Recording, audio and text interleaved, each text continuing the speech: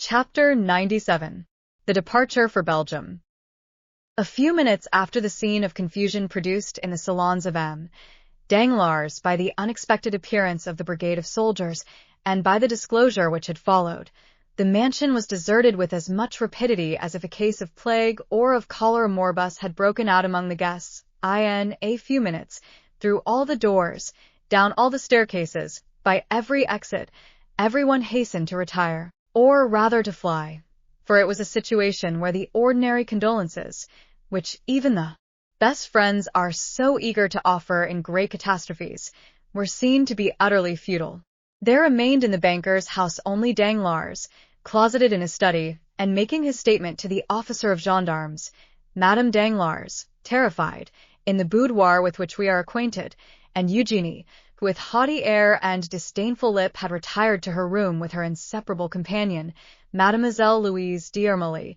As for the numerous servants, more numerous that evening than usual, for their number was augmented by cooks and butlers from the Café de Paris, venting on their employers their anger at what they termed the insult to which they had been subjected, they collected in groups in the hall, in the kitchens, or in their rooms, thinking very little of their duty, which was thus naturally interrupted.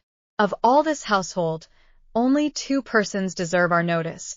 These are Mademoiselle Eugénie Danglars and Mademoiselle Louise d'Armilly.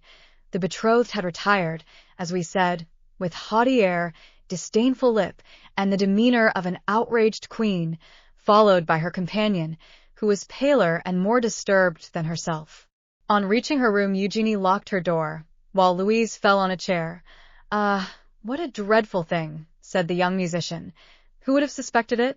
Andrea Cavalcanti, a murderer, a galley slave escaped, a convict. An ironical smile curled the lip of Eugénie. In truth, I was fated, said she. I escaped the Morcerf only to fall into the Cavalcanti. Oh, do not confound the two, Eugénie. Hold your tongue. The men are all infamous, and I am happy to be able now to do more than detest them. I despise them. What shall we do? Asked Louise. What shall we do? Yes. Why, the same we had intended doing 3 days since, set off. What? Although you are not now going to be married, you intend still. Listen, Louise. I hate this life of the fashionable world, always ordered, measured, ruled, like our music paper.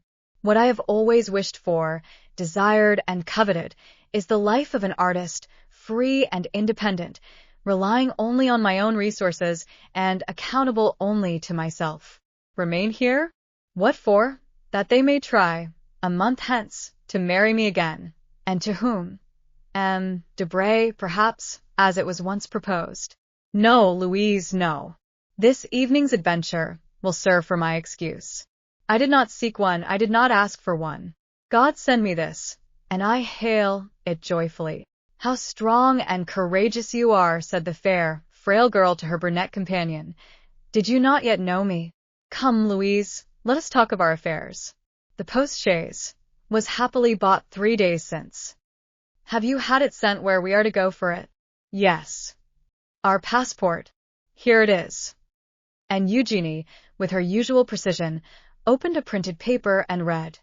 Léon d'Armilly, 20 years of age, profession artist, hair black, eyes black, traveling with his sister. Capital. How did you get this passport? When I went to ask de Monte Cristo for letters to the directors of the theaters at Rome and Naples, I expressed my fears of traveling as a woman. He perfectly understood them, and undertook to procure for me a man's passport, and 2 days after I received this, to which I have added with my own hand, traveling with his sister. Well, said Eugénie cheerfully, we have then only to pack up our trunks. We shall start the evening of the signing of the contract, instead of the evening of the wedding. That is all. But consider the matter seriously, Eugénie. Oh, I am done with considering. I am tired of hearing only of market reports, of the end of the month, of the rise and fall of Spanish funds, of Haitian bonds. Instead of that, Louise, do you understand? Air, liberty, melody of birds, plains of Lombardy, Venetian canals, Roman palaces, the Bay of Naples. How much have we, Louise? The young girl to whom this question was addressed drew from an inlaid secretaire a small portfolio with a lock, in which she counted 23 banknotes. 23,000 francs, said she, and as much, at least, in pearls, diamonds, and jewels, said Eugenie. We are rich. With 45,000 francs, we can live like princesses for 2 years and comfortably for 4. But before 6 months, you with your music and I with my voice, we shall double our capital. Come, you shall take charge of the money, I of the jewel box, so that if one of us had the misfortune to lose her treasure, the other would still have hers left. Now, the portmanteau. Let us make haste, the portmanteau. Stop, said Louise, going to listen at Madame Danglars' door. What do you fear? That we may be discovered. The door is locked. They may tell us to open it. They may if they like, but we will not. You are a perfect Amazon, Eugenie. And the 2 young girls began to heap into a trunk all the things they thought they should require. There now, said Eugenie, while I change my costume, do you lock the portmanteau? Louise pressed with all the strength of her little hands on the top of the portmanteau. But I cannot, said she.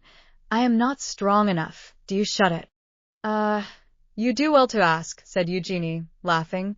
I forgot that I was Hercules, and you only the pale Omphale. And the young girl, kneeling on the top, pressed the 2 parts of the portmanteau together, and Mademoiselle d'Armilly passed the bolt of the padlock through. When this was done, Eugenie opened a drawer, of which she kept the key, and took from it a wadded violet silk traveling cloak. Here, said she, you see I have thought of everything. With this cloak you will not be cold. But you? Oh, I am never cold, you know. Besides, with these men's clothes, will you dress here? Certainly. Shall you have time? Do not be uneasy, you little coward. All our servants are busy, discussing the grand affair. Besides, what is there astonishing, when you think of the grief I ought to be in, that I shut myself up? Tell me. No, truly, you comfort me. Come and help me. From the same drawer she took a man's complete costume, from the boots to the coat, and a provision of linen, where there was nothing superfluous, but every requisite.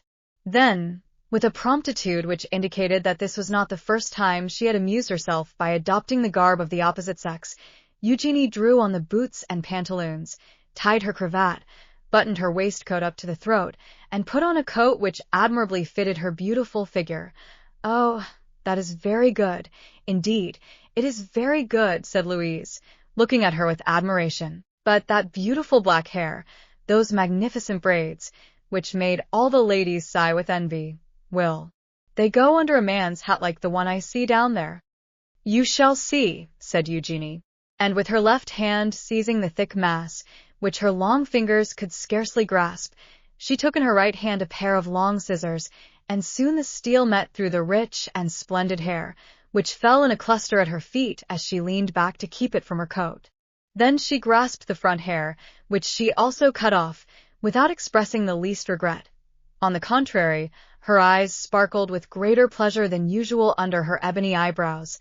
Oh, the magnificent hair, said Louise, with regret. And am I not 100 times better thus? Cried Eugenie, smoothing the scattered curls of her hair, which had now quite a masculine appearance. And do you not think me handsomer so? Oh, you are beautiful, always beautiful, cried Louise. Now, where are you going? To Brussels, if you like. It is the nearest frontier. We can go to Brussels, Liège, Aix-la-Chapelle, then up the Rhine to Strasbourg. We will cross Switzerland and go down into Italy by the St. Gothard. Will that do? Yes. What are you looking at? I am looking at you. Indeed, you are adorable like that. One would say you were carrying me off. And they would be right, pardieu. Oh, I think you swore, Eugenie.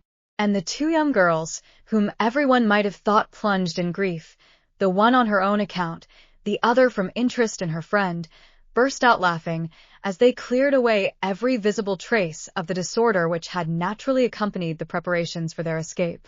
Then, having blown out the lights, the 2 fugitives, looking and listening eagerly, with outstretched necks, opened the door of a dressing-room which led by a side staircase down to the yard, Eugenie going first, and holding with one arm the portmanteau, which by the opposite handle Mademoiselle d'Armilly scarcely raised with both hands. The yard was empty. The clock was striking 12. The porter was not yet gone to bed. Eugenie approached softly, and saw the old man sleeping soundly in an armchair in his lodge. She returned to Louise, took up the portmanteau, which she had placed for a moment on the ground, and they reached the archway under the shadow of the wall. Eugenie concealed Louise in an angle of the gateway, so that if the porter chanced to awake he might see but one person. Then, placing herself in the full light of the lamp which lit the yard, "Gate!" cried she, with her finest contralto voice, and rapping at the window. The porter got up as Eugenie expected, and even advanced some steps to recognize the person who was going out, but seeing a young man striking his boot impatiently with his riding whip, he opened it immediately. Louise slid through the half-open gate like a snake, and bounded lightly forward. Eugenie, apparently calm, although in all probability her heart beat somewhat faster than usual, went out in her turn. A porter was passing, and they gave him the portmanteau. Then the two young girls, having told him to take it to number 36, Rue de la Victoire, walked behind this man, whose presence comforted Louise. As for Eugenie, she was as strong as a Judith or a Delilah. They arrived at the appointed spot. Eugenie ordered the porter to put down the portmanteau, gave him some pieces of money, and having rapped at the shutter sent him away. The shutter where Eugenie had rapped was that of a little laundress, who had been previously warned, and was not yet gone to bed. She opened the door. "Mademoiselle," said Eugenie, "let the porter get the post-chaise from the coach-house, and fetch some post-horses from the hotel. Here are 5 francs for his trouble." "Indeed," said Louise, "I admire you, and I could almost say respect you." The laundress looked on in astonishment, but as she had been promised 20 louis, she made no remark. In a quarter of an hour the porter returned with a post-boy and horses, which were harnessed, and put in the post-chaise in a minute, while the porter fastened the portmanteau on with the assistance of a cord and strap. "Here is the passport," said the postilion. "Which way are we going, young gentleman?"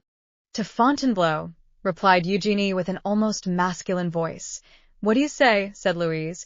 "I am giving them the slip," said Eugenie. "This woman to whom we have given 20 louis may betray us for 40. We will soon alter our direction." And the young girl jumped into the britska, which was admirably arranged for sleeping in, without scarcely touching the step. "You are always right," said the music teacher, seating herself by the side of her friend. A quarter of an hour afterwards the postilion, having been put in the right road, passed with a crack of his whip through the gateway of the Barrière Saint-Martin. "Ah," said Louise, breathing freely, "here we are out of Paris." "Yes, my dear, the abduction is an accomplished fact," replied Eugenie. "Yes, and without violence," said Louise. "I shall bring that forward as an extenuating circumstance," replied Eugenie.